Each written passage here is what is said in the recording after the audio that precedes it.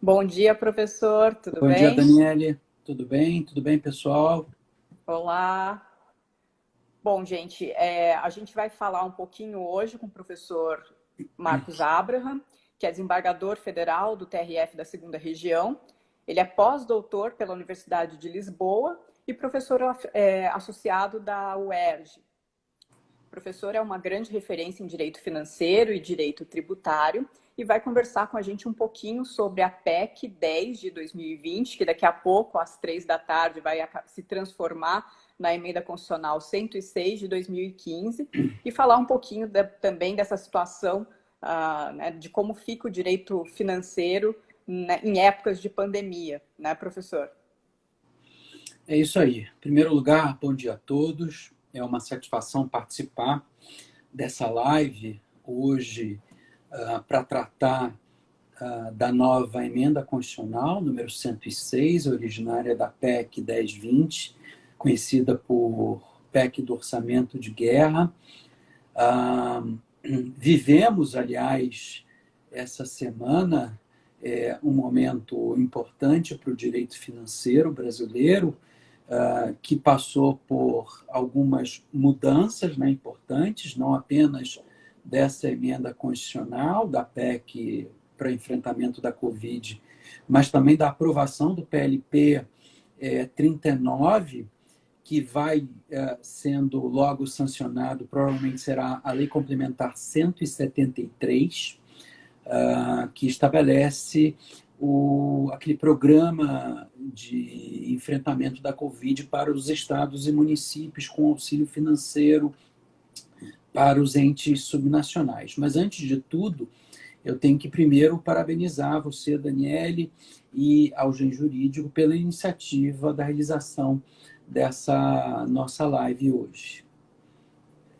Nós que agradecemos aí a disponibilidade do professor de estar falando para a gente um pouquinho sobre esse tema que está bastante em discussão, né? A gente tem visto aí nos noticiários, nas redes sociais, a discussão em relação a como lidar com a questão do orçamento nesse momento de pandemia, né? A gente tem aí uma conta que não fecha, né? Aumento de despesa, ao mesmo tempo redução de arrecadação.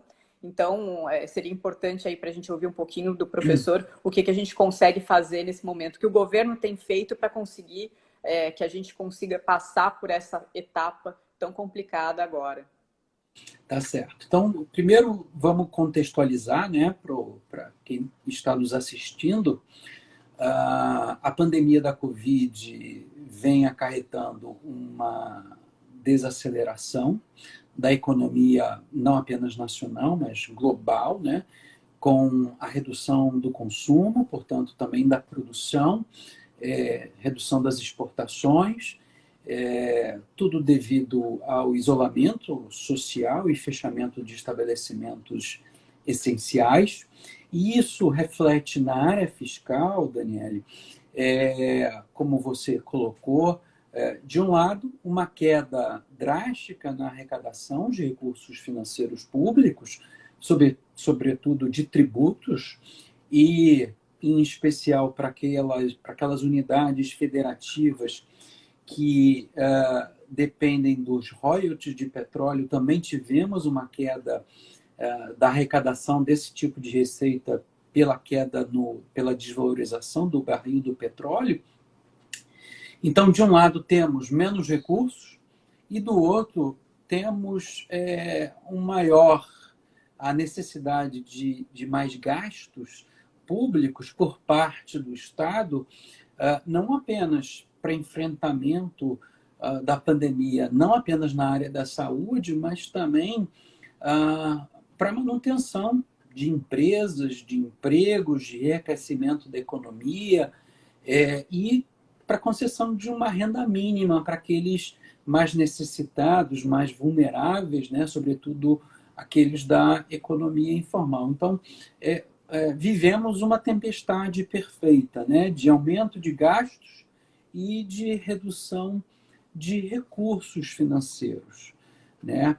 E esse cenário, diante de uma série de regras regras de limitação de gastos, de controle de gastos, melhor dizendo, elas trouxeram para o governo brasileiro, federal, estadual, municipal, a necessidade de mudança de uma série de dispositivos legais que nós temos. E aqui eu faço um parênteses, a nossa lei de responsabilidade fiscal, tão importante para o Brasil, ela completou 20 anos na segunda-feira, né? 2 décadas, e ela completa esses 20 aninhos no meio dessa confusão toda fiscal. Então, para fins de contextualização dessa necessidade de aumento de gastos e redução de arrecadação, o que os nossos economistas indicaram é que a melhor maneira de enfrentar seria exatamente com o endividamento, com recursos vindos de crédito público e não do aumento de tributos nesse momento. Até porque o aumento de tributos implicaria em redução de disponibilidade financeira no mercado, né, das empresas, dos consumidores. Então, a ideia exatamente era buscar mais recursos no mercado de capitais. E a nossa Constituição e a Lei de Responsabilidade Fiscal, ela traz uma série de regras limitativas para gastos, para contratações, para o endividamento, e esse é o cenário que nós temos posto nesse momento, Daniele. Para lidar com a crise, uma das primeiras ações que foram feitas foi o decreto legislativo de calamidade pública, que foi publicado no dia 20 de março, né? Isso. Quais os efeitos desse decreto em relação à aplicação da lei de registros, da lei de responsabilidade fiscal e também em relação à questão do orçamento? Isso. Nós tivemos no dia 20 de março a decretação do estado de calamidade pública federal pelo Decreto Legislativo 6 de 2020, né? E o objetivo desse decreto foi exatamente obter os benefícios do artigo 65 da Lei de Responsabilidade Fiscal.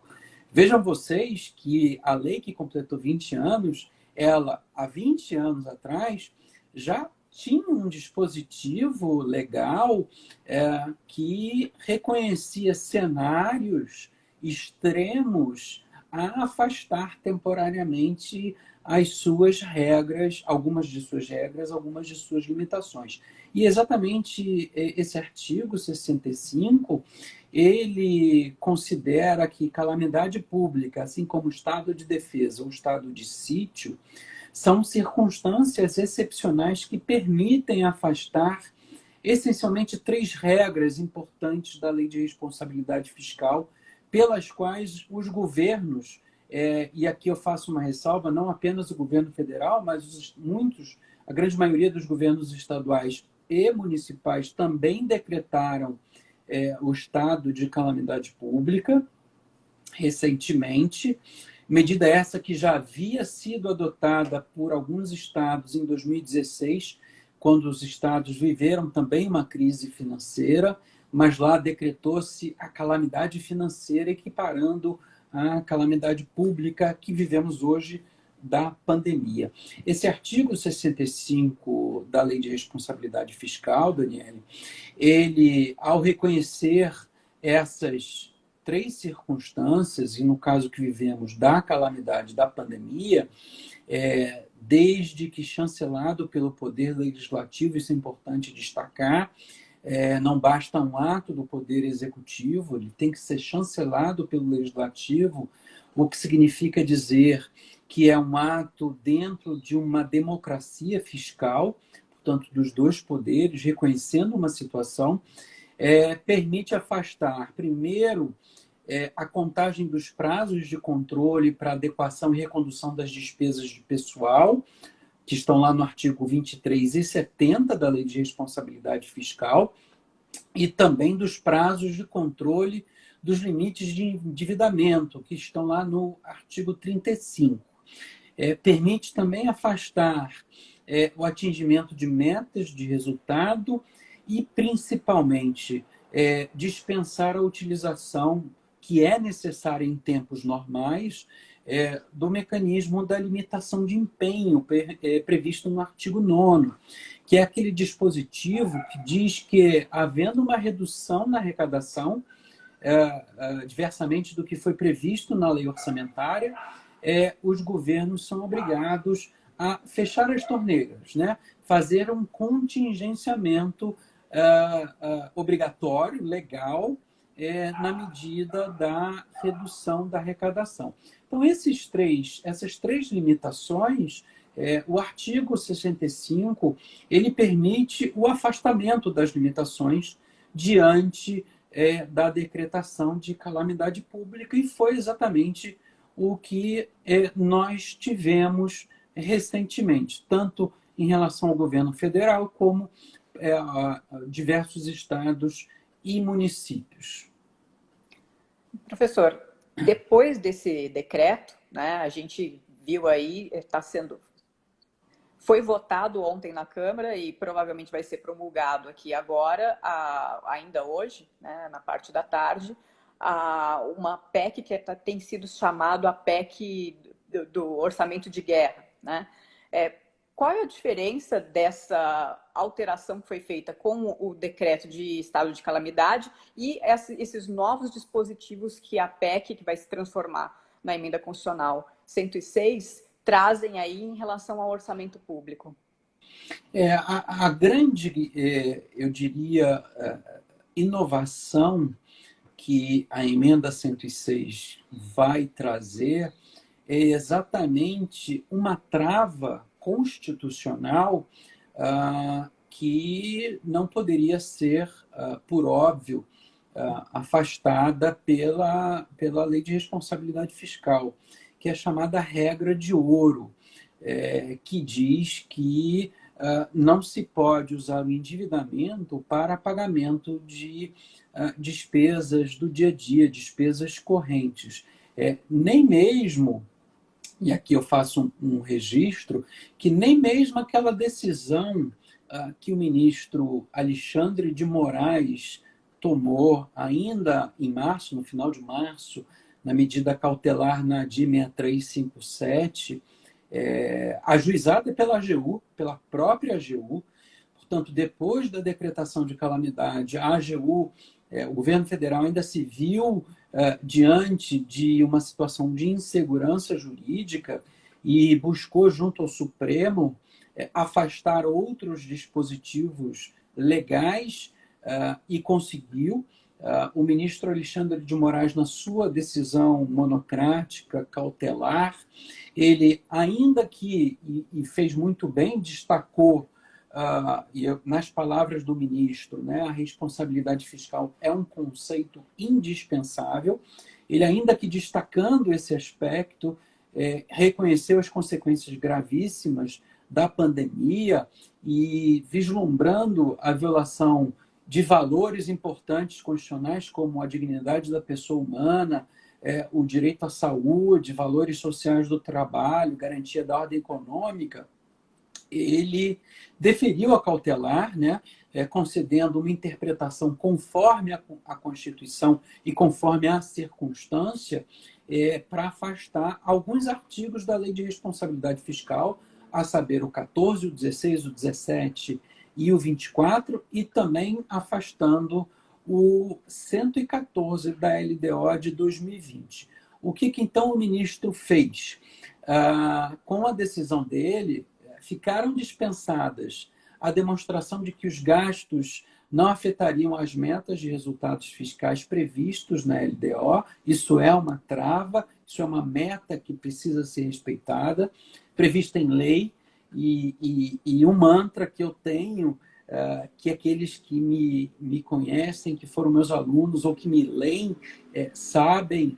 O meu mantra é lei orçamentária, qualquer uma delas, a LOA, a LDO, o PPA, são leis, e como leis precisam ser cumpridas, são leis, são leis, são leis, e têm que ser respeitadas e cumpridas.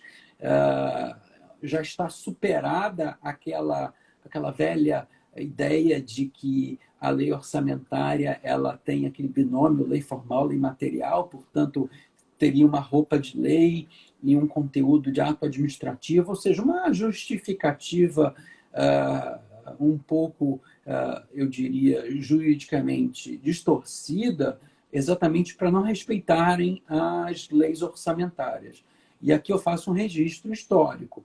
Essa tese foi construída na década de 60, de 1860, né, dentro de um regime totalitário prussiano, num estado de guerra, onde quem lembra um pouco de história, o chanceler Bismarck comandava então e buscava recursos financeiros para o enfrentamento da guerra que ali havia se instalado na formação do governo alemão, do Estado alemão, pré-Estado alemão, e o parlamento da época disse não vamos autorizar mais gastos. Então buscou-se uma alternativa jurídica para, então, desrespeitar a lei orçamentária, né? Esse aspecto histórico é importante trazer e trazer para os dias de hoje, né? Para afastar o mito de que o orçamento e as leis orçamentárias não são impositivas, seriam meramente autorizativas e poderiam ser desrespeitadas.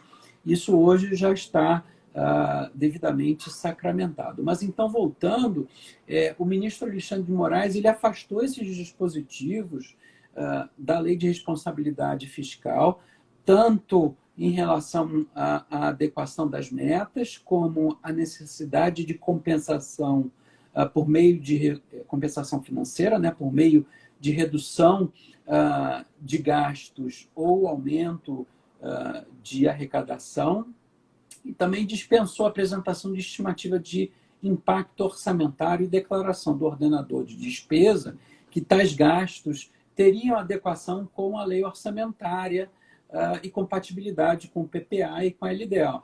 Por óbvio que não tinham, porque a pandemia ela se instalou a partir de janeiro, fevereiro, março, né? E as leis orçamentárias foram aprovadas antes. Então,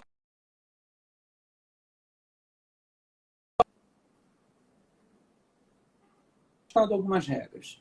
Mas eu fiz esse contexto também para mostrar que não, mesmo a decisão dele não foi suficiente.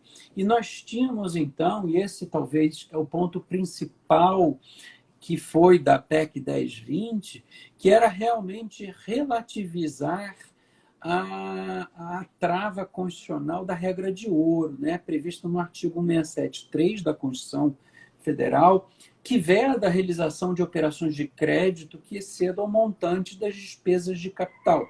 Ou seja, proíbe o endividamento para o uso do dinheiro com gastos correntes.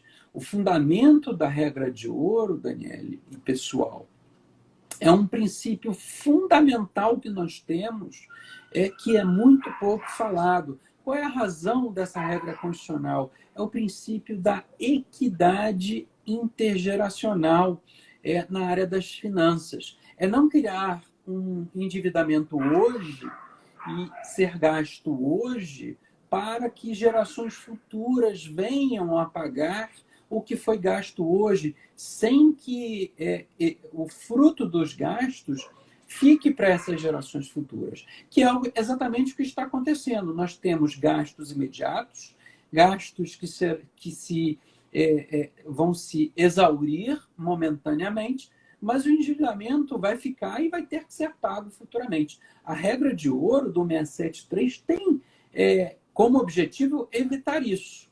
Mas a situação é tão extrema que, então, tanto o governo federal como o nosso parlamento e a iniciativa da PEC 1020 foi de autoria conjunta do deputado federal Rodrigo Maia, do DEM, do Rio de Janeiro, junto com o Ministério da Economia, para, então, criar isso que eu chamo de orçamento paralelo, né? A PEC 1020, conhecida por PEC do Orçamento de Guerra, que hoje dará ensejo à promulgação da emenda 106 ela vai inserir um artigo no ADCT da Constituição e que vai, então, possibilitar afastar essa trava constitucional da regra de ouro e vai trazer também alguns outros mecanismos de contratação, dispensando uma série de regras de ordem administrativa, de licitação, vai permitir o Banco Central atuar no mercado financeiro na aquisição de títulos privados, né? Então, o que eu posso dizer, em termos gerais, antes de entrar na análise específica da emenda que vai nascer, Daniele, o que eu posso dizer é que essa criação desse orçamento paralelo é temporário, por isso que não está sendo modificado o artigo 63, 173, está sendo inserido no ADCT um dispositivo que permite a criação desse orçamento paralelo, que facilite contratações, que permita o aumento de despesas públicas, o aumento do endividamento, mas tudo de maneira mais transparente, juridicamente mais segura, para fins de controle de gastos, né? Então, um dos aspectos é exatamente não ser mais necessária a indicação da fonte de financiamento de gastos que poderão ser custeados pela emissão da dívida pública, né? Esse é a essência da PEC, né? E a gente pode, então, começar a falar dela especificamente, dispositivo por dispositivo, ou pelo menos os dispositivos principais. Professor, ela começou tramitando, né, mas teve alteração no Senado, voltou para a Câmara, o texto foi aprovado aí ontem à noite, com algumas alterações, então o Senado mexeu, a Câmara mexeu, e como que realmente ficou a redação final da PEC 10/2020, que vai se tornar a Emenda Constitucional 106? Bem, como você colocou, né, essa PEC nasceu na Câmara, ela foi aprovada em 2 turnos na Câmara, depois foi enviada ao Senado. O Senado fez algumas alterações que eu reputo positivas, né? Voltou para a Câmara para reapreciação. A Câmara também fez alterações do texto que veio do Senado na semana passada, mas essas alterações elas não tiveram uma natureza essencial modificativa, foi mais supressiva, o que indicou não ser mais necessário voltar novamente para o Senado e ser possível, então, a promulgação da PEC hoje, né, logo no dia seguinte.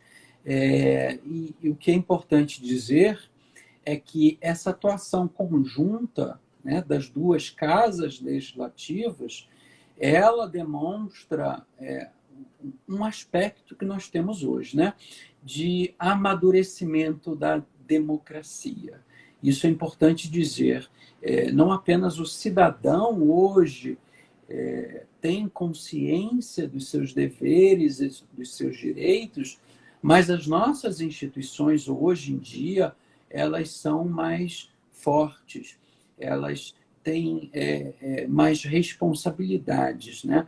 E a participação conjunta que nós vimos nessas 2, 3 semanas de tramitação da PEC foi importante para mostrar que os nossos parlamentares, assim como o governo federal e os demais governos, eles estão alinhados na busca do bem comum, na busca de, neste momento, socorrer financeiramente a sociedade, a economia, o trabalho, a renda mínima para o cidadão.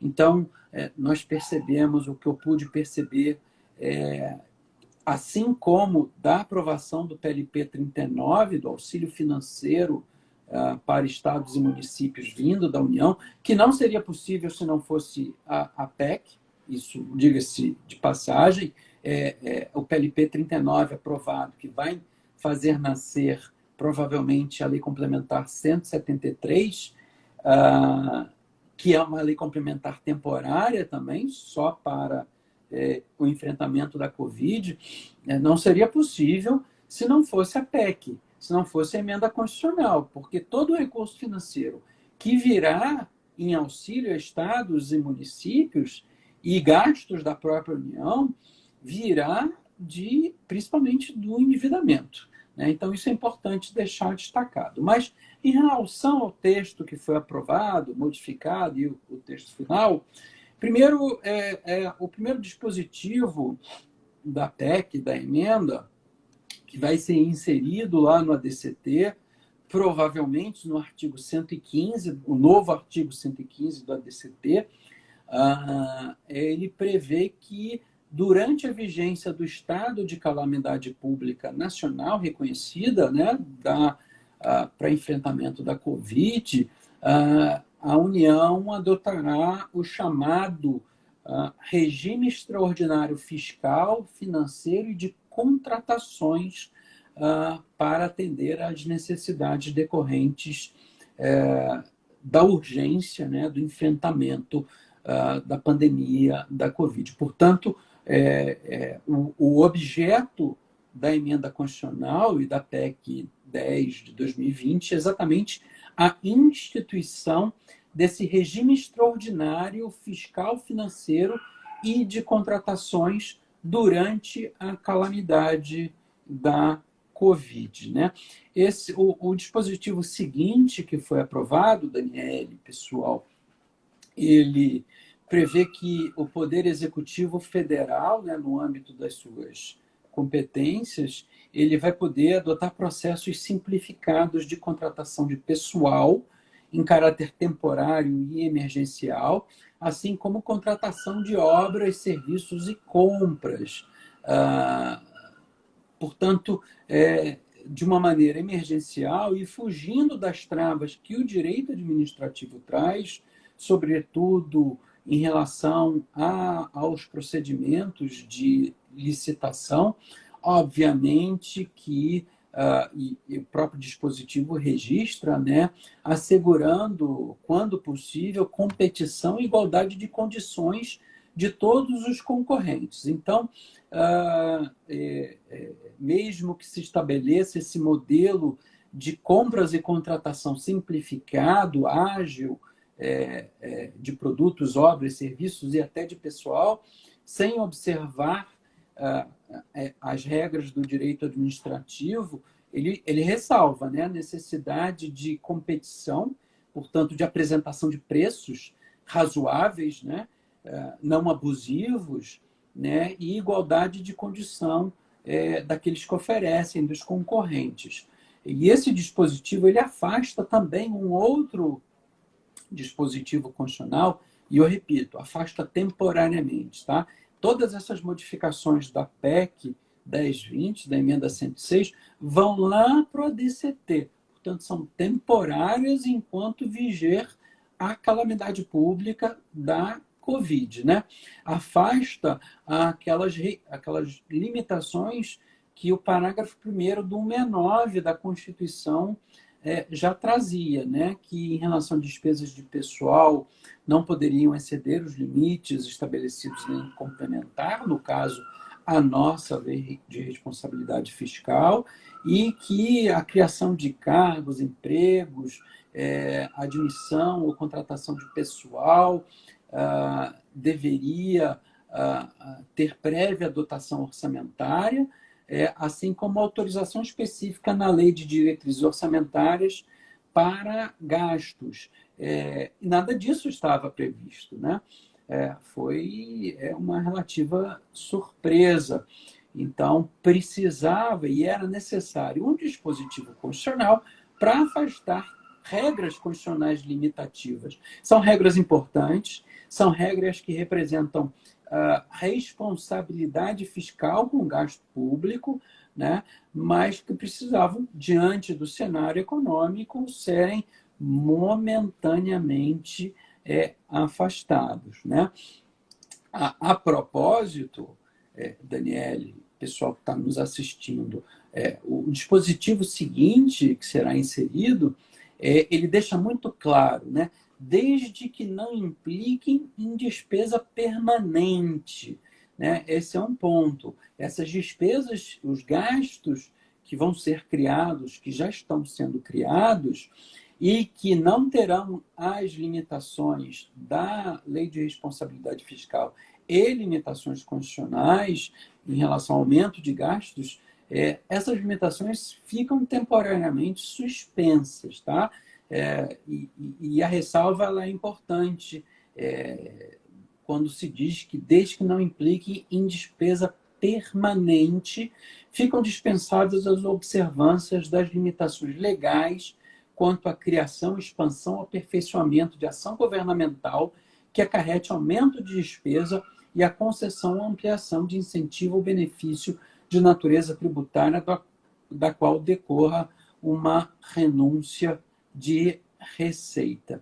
Então, outro ponto importante a destacar é que tudo isso é temporário, tá? Tudo isso não pode gerar uma despesa permanente. E é por isso que eu digo que a PEC ela estaria criando um orçamento paralelo, ou seja, receitas novas que têm uma vinculação específica, que são os gastos novos para enfrentamento da Covid, não apenas com saúde, mas injeção de recursos na economia, de renda mínima, mas tudo isso fica numa espécie de orçamento paralelo para fins de transparência, para fins de controle, e tudo muito temporário.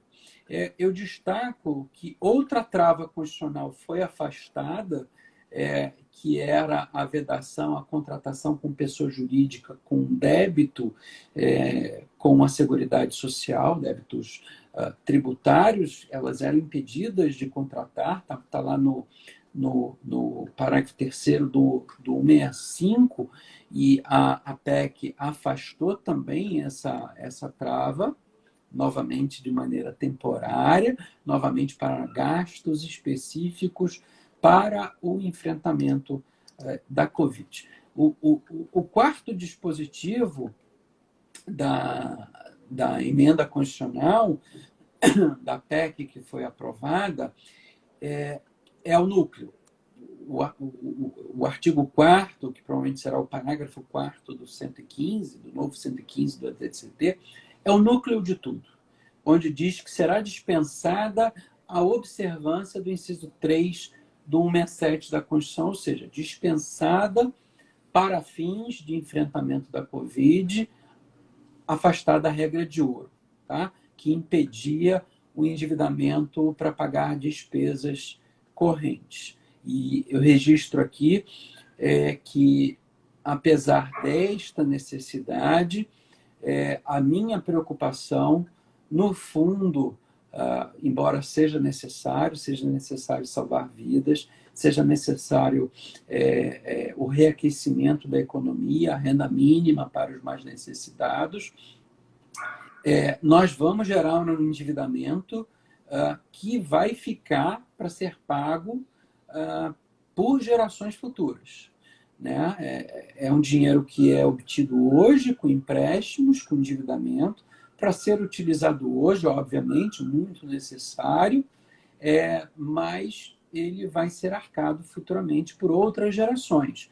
Então, o que eu penso, sobretudo em relação ao princípio da equidade intergeracional, é a necessidade de que os governos, em geral, com esses recursos para o enfrentamento, eles, de alguma maneira, tentem deixar um legado físico e um legado estrutural decorrente desses novos gastos, para que você, ao menos, amenize o equilíbrio intergeracional, né? Se deixe para essa geração futura que vai pagar o endividamento de hoje, se deixe para ela uma estrutura mínima, eu diria, em relação à saúde, ou seja, novos hospitais, novos equipamentos, contratação de pessoal na área médica. Penso que todos esses hospitais de campanha, depois de resolvido o problema da pandemia, deveriam ser realocados para uma nova estrutura física que fique para as gerações futuras, né?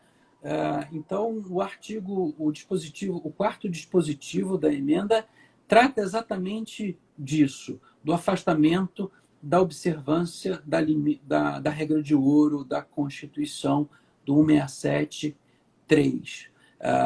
E nesse mesmo dispositivo, ele traz a regra de transparência, né? Em que obriga o Ministério da Economia a publicar a cada 30 dias um relatório contendo os valores e o custo das operações de crédito que estão sendo realizadas. Portanto, controle e transparência. E você só tem controle e transparência nessas novas operações se você tiver uma espécie de orçamento paralelo. Não pode misturar com o orçamento que a gente já tem, né? Não se está, e aqui eu quero ressalvar, não se está criando uma quarta estrutura orçamentária. Nós temos a Lei Orçamentária Anual, a LOA, temos a LDO, também anual, temos a Lei do Plano Plurianual, que vem a cada 4 anos. Essa tríade orçamentária, ela continua a existir. Não se está criando uma quarta lei orçamentária. Quando eu falo em um orçamento paralelo, eu estou me referindo a uma contabilização separada dos novos ingressos do endividamento, que são vinculados aos novos gastos em relação ao enfrentamento da pandemia da Covid. Não à toa a necessidade de relatórios mensais das operações de créditos e também dos gastos. Tá? Aqui também um dispositivo seguinte, importante, né? Provavelmente o parágrafo 5º, que diz que as autorizações de despesas relacionadas ao enfrentamento da calamidade pública, elas devem constar de programações orçamentárias específicas ou contar com marcadores que as identifiquem. É exatamente isso que eu estou dizendo, né? A PEC, ela prevê programação específica em apartado, ou ainda que dentro dos relatórios, mas com marcadores que identifiquem o que se trata de ingressos para o enfrentamento e o que se trata de gastos para o enfrentamento da pandemia, né? E também diz que aquele relatório de execução, o RREO, o Relatório Resumido de Execução Orçamentária, que é previsto na Constituição e detalhado na Lei de Responsabilidade Fiscal, que é um relatório bimestral, Daniel, ele também vai fazer a demonstração dessa programação orçamentária específica para o enfrentamento. Ou seja, dentro do relatório resumido de execução orçamentária, deverá, no meu entender, haver um capítulo próprio para ter mais transparência, não como está previsto, marcadores que identifiquem, ainda que venham dentro, penso que deveria ter um anexo específico demonstrando todos os ingressos e despesas específicos para fins de transparência, né? A PEC também trouxe a possibilidade dessas operações de créditos que serão realizadas, né, esse endividamento poderá, para o refinanciamento da dívida imobiliária, poderão ser usados também para pagamento de juros e encargos da dívida. E um outro ponto importante, pessoal, e que foi um dos principais objetos de discussão nas duas casas, na Câmara e no Senado, foi em relação ao papel do Banco Central, né? Que tem um papel importantíssimo na medida que o endividamento será, eu diria, administrado por ele, né? Pelo Banco Central do Brasil, né? Então, o sétimo parágrafo da emenda diz que o Banco Central do Brasil, e novamente limitado ao enfrentamento da calamidade pública, ele fica autorizado a comprar e vender, primeiro, títulos de emissão do Tesouro Nacional nos mercados secundário, local e internacional. E fica autorizado também a comprar e vender ativos mobiliários, e antes veio a previsão do Senado de uma série de ativos, debêntures e outros, que foram suprimidos na Câmara, mas uma das coisas que eu reputo importantes e boas, que veio do Senado e que ficou no texto final, foi que esses ativos mobiliários que o Banco Central vai poder negociar, que eles tenham uma análise de risco de crédito, uma análise de risco de crédito equivalente no mercado financeiro à categoria BB- ou superior, né, conferida por ao menos uma das 3 maiores agências internacionais de classificação de risco. Então, o que a gente vê é que o Banco Central, apesar de ter autorização para negociar esses títulos e esses ativos mobiliários, ele não vai poder negociar qualquer ativo imobiliário. Serão ativos que tenham um risco de crédito baixo. Significa, tenha uma nota de relativa segurança de pagamento, que no mercado financeiro eles classificam como BB menos para cima, né? Então, o Banco Central passa, então, a poder negociar uma série de ativos imobiliários que tenham uma classificação feita por agência de risco internacional. Também foi dito que será dada preferência na aquisição de títulos emitidos por micro, pequenas e médias empresas. Esse dispositivo eu achei até excessivo, até porque é difícil, né, uma microempresa atuar no mercado financeiro com emissão de títulos, enfim. O que eles vão acabar fazendo é contrair dívidas, essas microempresas, empresas de pequeno porte e médias, contraindo dívidas, e essas dívidas serão renegociadas no mercado secundário, né? E também o dispositivo impõe que o Banco Central publique diariamente as operações realizadas. Essa é uma outra medida importante que veio em relação à transparência fiscal, né? E ainda em relação ao Banco Central, o dispositivo seguinte traz uma regra de vedação de pagamentos de juros sobre capital próprio e de dividendos acima do mínimo obrigatório, assim como vedação, aumento de remuneração dos dirigentes de instituições financeiras que forem objeto de negociação de títulos, para que essa injeção de recursos no mercado financeiro e esse aumento da negociação de títulos, que normalmente não se faria e que vão gerar lucro ao mercado financeiro, essas negociações não gerem distribuição de dividendos acima do mínimo, distribuição de juros sobre capital próprio, nem remuneração para os dirigentes das instituições financeiras que participarem dessas operações. E, por fim, ficou registrado que qualquer irregularidade ou descumprimento das regras da emenda, o Congresso Nacional terá poder para sustar por decreto legislativo certos atos que serão realizados. Eu lembro que no texto original, Daniel, havia a criação de um comitê gestor, né? Mas esse comitê gestor ele acabou sendo suprimido no Senado. Então, na realidade, fica o Congresso Nacional com o poder de sustar os atos do Poder Executivo que eventualmente não estejam autorizados por essa emenda. E todos os atos praticados desde 20 de março, né, da decretação da calamidade federal,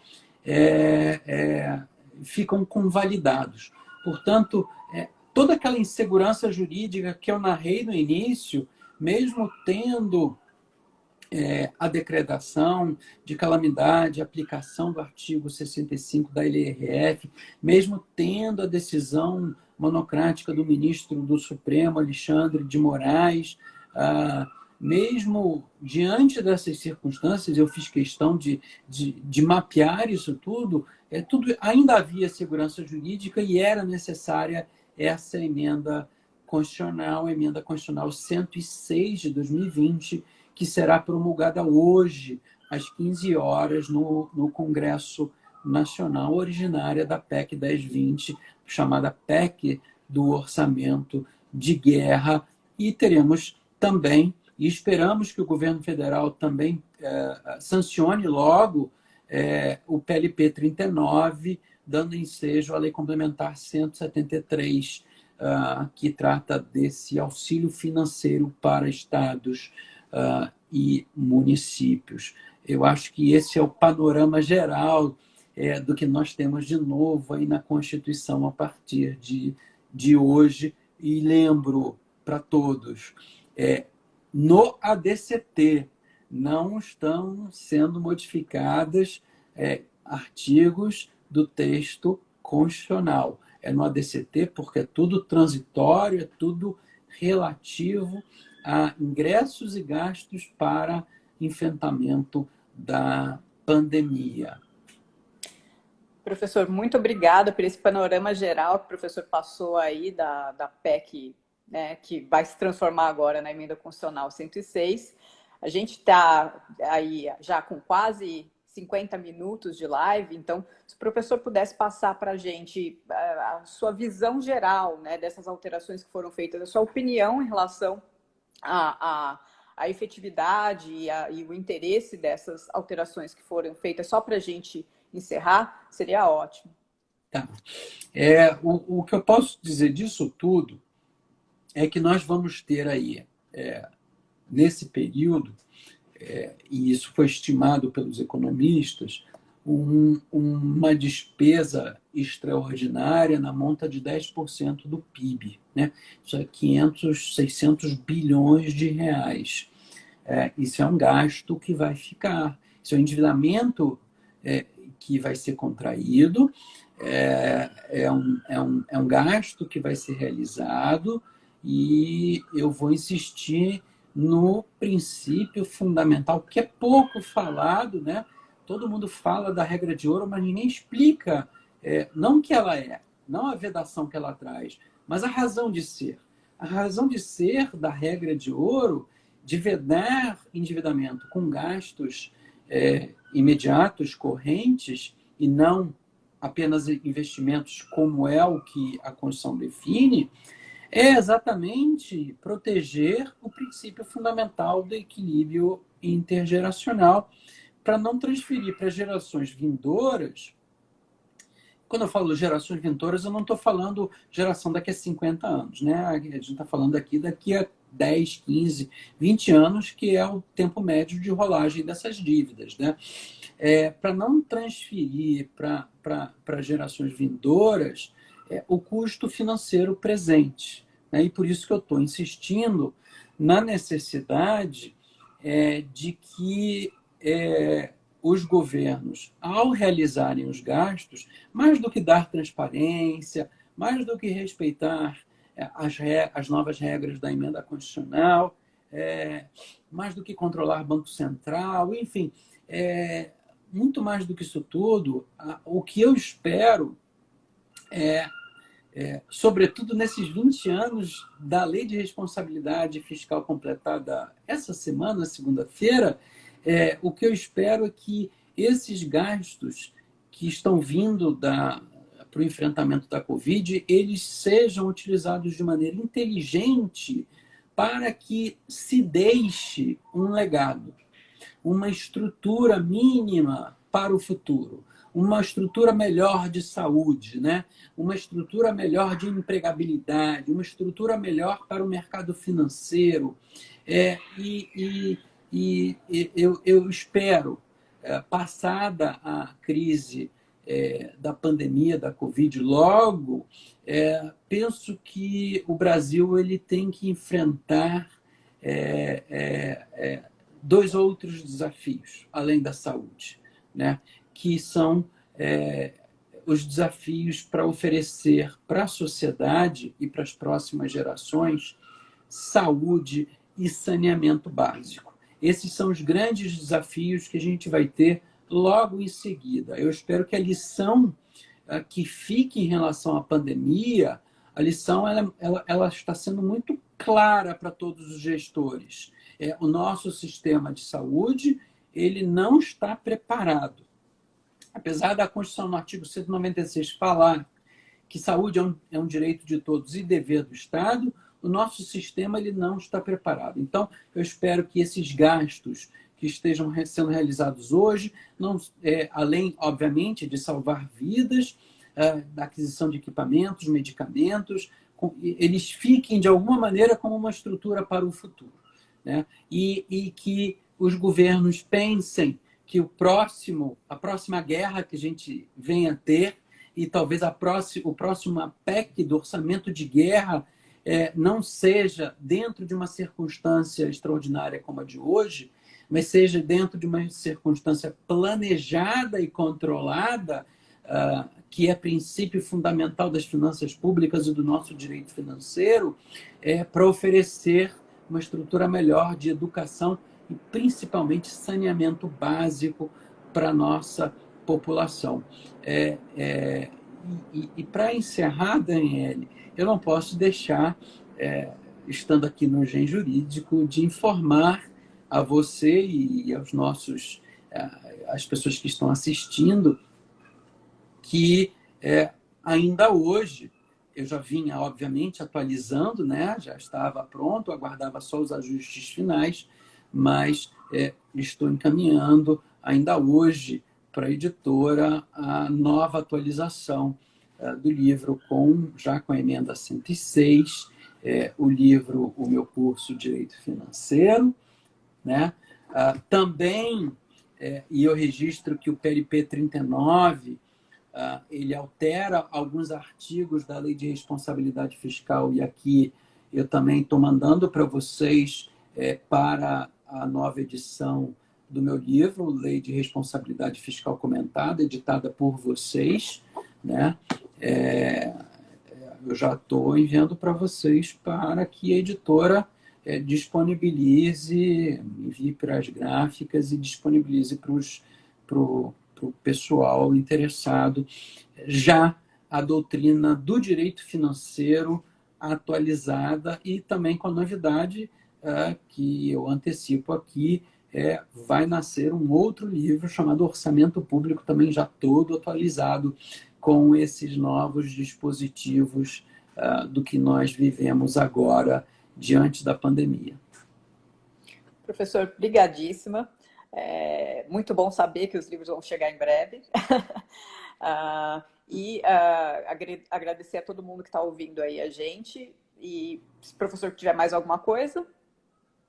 Olha, só quero parabenizar ao Gen Jurídico, a você, pela iniciativa dessa nossa live, e lembrar a todos da importância do direito financeiro, né, para a transformação social.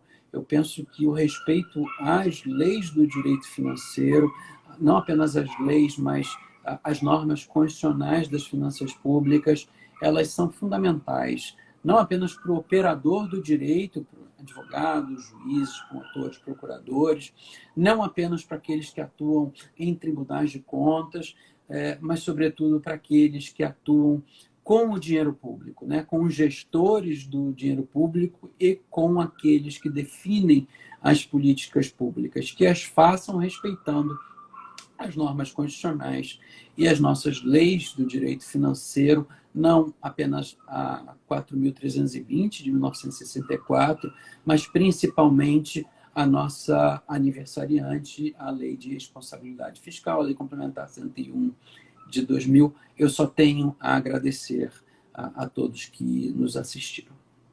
Obrigada, gente.